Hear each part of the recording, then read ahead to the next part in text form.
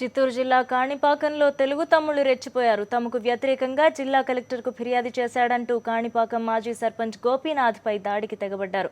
Tollgate దగ్గర ఆలయం ఆవరణలోని దుకాణాల్లోనూ ఎక్కువ ధరలు వసూలు చేస్తున్నారంటూ భక్తులు కాణిపాకం మాజీ సర్పంచ్ గోపీనాథ్ ఆధ్వర్యంలో జనవరి 1న జిల్లా కలెక్టర్కు ఫిర్యాదు చేశారు. దీంతో ఆగ్రహించిన టీడీపీ శ్రేణులు అదను చూసి మాజీ సర్పంచ్ గోపీనాథ్పై దాడి చేశారు. తీవ్ర గాయాల పాలైన గోపీనాథ్ ఆసుపత్రిలో చికిత్స పొందుతున్నారు.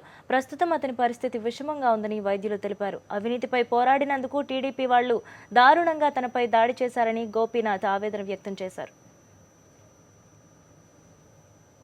మొన్న ఆర్ఎంబి రోడ్లో గవర్నమెంట్ టెంపుల్ ఆర్చిని మూసేసి రూమ్లు కట్టేసి ఉన్నారు జగన్నాథ్ రెడ్డి రవిరెడ్డి.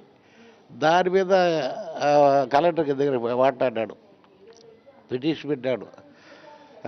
టోల్గేట్ మీద భక్తుల దగ్గర ఇచ్చిన వందలు రూపాయలు 50 రూపాయలు దోసుకొని తింటూ ఉన్నారు. బోర్డు పెట్టల, సీల్ లేదు. దీని మీద ఫిర్యాదు చేసి కలెక్టర్కు దృష్టికి తీసుకుపోయినాడు. కలెక్టర్ వచ్చి 1వ తేదీ వచ్చి ఎంక్వైరీ చేసి ఆడ టెంపుల్ అవినీతిలో పంచాయతీల అవినీతిలో ఎంక్వైరీకి ఆదేశాలు ఇచ్చినారు. ఇవన్నీ మధ్యలో పెట్టుకొని వాడు ధనంజయ, గోపాలు, సత్య, శేఖర్ స్వామి, సుబ్బారావు నా మీద హత్య ప్రయత్నం నిన్న చేసినారు సార్. దేవుని దయ వల్ల బయటపడ్డాడు.